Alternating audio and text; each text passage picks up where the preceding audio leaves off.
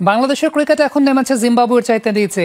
এখানে নেই কোনো জবাবদিহিতা, আছে শুধুমাত্র অজুহাত। সিলেট টেস্টে হারার পর লাল সবুজের ক্রিকেট নিয়ে প্রশ্ন তুলেছেন টাইগারদের সাবেক অ্যানালিস্ট মহসিন শেখ। প্রশ্ন উঠেছে দেশের ক্রিকেটে ভক্তদের মনেও, সময়ের সঙ্গে কেন নিম্নমুখী 22 গজে বাংলাদেশের পারফরম্যান্স? আদৌ কি ফিরবে সুদিন? আইসিসি টেস্ট র্যাঙ্কিংয়ে বাংলাদেশের অবস্থান 9। র্যাঙ্কিংয়ে আফগানিস্তান ও জিম্বাবুয়ের অবস্থান বাংলাদেশের নিচে। দেশের একজন সাধারণ ক্রিকেট প্রেমী হয়ে আপনি কি আত্মবিশ্বাসের সাথে বলতে পারেন আফগানিস্তান কিংবা জিম্বাবুয়েকে যে কোনো দিন যে কোনো ফরম্যাটে সহজেই হারিয়ে দিতে পারে বাংলাদেশ? একটা সময় জিম্বাবুয়েকে বলে কয়ে হারাতে পারলেও এখনকার উত্তরটা অবশ্যই না। 2019-এ আফগানিস্তানের সাথে চট্টগ্রামের একমাত্র টেস্টের কথা নিশ্চয়ই মনে আছে। বৃষ্টির বাধায় মাত্র 18 ওভার সুযোগ পেয়েও শেষ 4 উইকেট তুলে নিয়ে বাংলাদেশকে বলে কয়ে হারিয়েছিল রশিদ খানের আফগানিস্তান।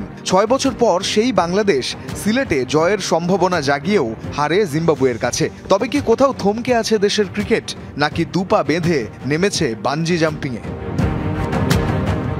লাল সবুজের ক্রিকেট নেমেছে পাতালে।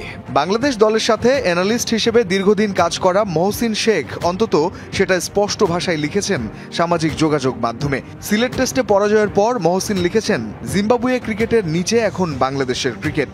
এখানে নেই কোনো সত্যিকারের জবাবদিহিতা, আছে শুধু নানা অজুহাতে বাজে পারফরমেন্স লুকানোর প্রচেষ্টা।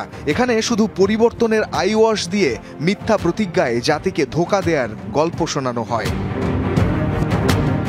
আসলেই কি সত্যিকারের পরিবর্তন হচ্ছে দেশের ক্রিকেটে? আসলেই কি আগের চেয়ে এখনকার দল ভালো? এসব শুধুই প্রেস কনফারেন্সে দেখানো ফেক কনফিডেন্স নয় তো?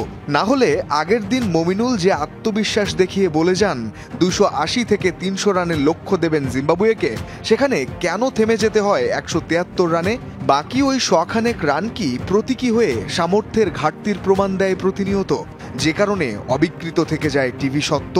ক্রিকেট আবারও ফিরে যায় 90-এর দশকে। রঞ্জন শান্ত, যমুনা স্পোর্টস।